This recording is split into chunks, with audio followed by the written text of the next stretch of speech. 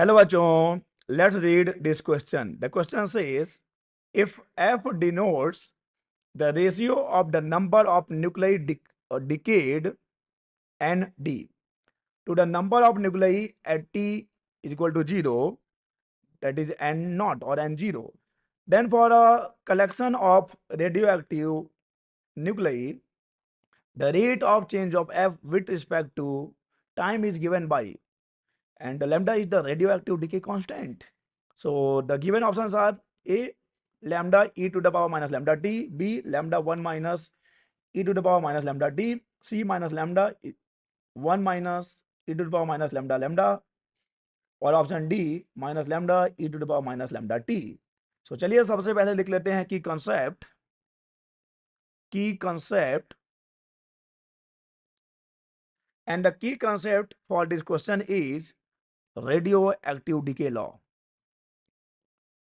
Radioactive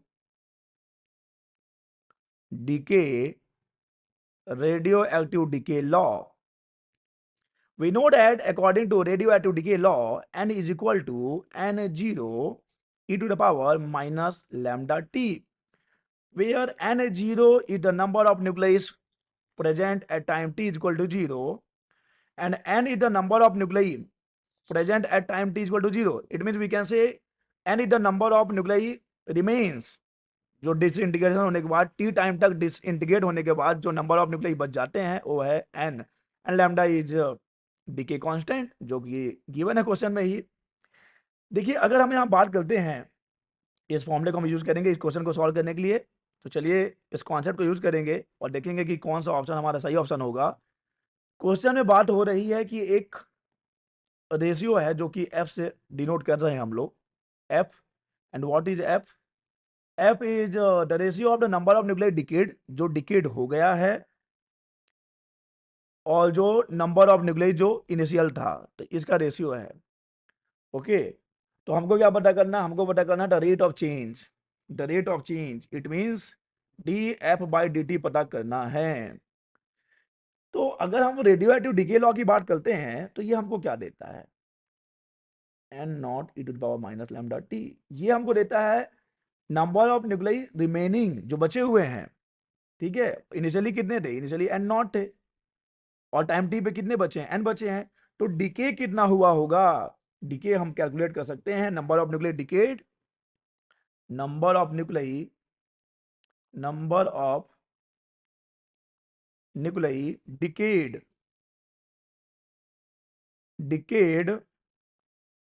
after time t. So N D is equal to कितना हो जाएगा? N D is equal to हो जाएगा N not minus N. This is the number of nucleus decayed after time t, N D is equal to N zero minus N. So यहां से we can calculate N D, N not, N की value तो यहाँ पे देख लीजिए आपके सामने ही है, N not e to the power minus lambda t. So यहां से N D is equal to आ गया, एन नॉट कॉमन आ गया, तो 1 minus e to the power minus lambda t. So यहां से देखिए हमको रेशियो मिल जाएगा N D by N not is equal to 1 minus e to the power minus lambda t. और यही तो है एफ. क्वेश्चन में इसी को तो एफ दिया है. तो अब हमारे पास एफ आ गया है. What is F? F is equal to 1 minus e to the power minus lambda t. Okay, अब हमको निकालना है इसका rate with respect to time. So इसको हम डिफरेंशिएट कर देंगे टाइम के रिस्पेक्ट में. So d by d t 1 minus e to the power minus lambda t. तो 1 का डिफरेंशिएशन तो 0 हो गया, और d by d x of E x तो ई एक्स ही होता है, तो इसको यहाँ पे हम ई एक्स ही लिख देंगे. लेकिन टी के साथ माइनस लैम्डा भी है, तो माइनस लैम्डा प्लस लैम्डा हो गया. तो ये आ गया D F by d T. This is the rate of change of f with respect to time. So what will be the correct option? The correct option is A. The correct option is A, lambda e to the power minus lambda t. So the correct option for this question is A, lambda e to the power minus lambda t.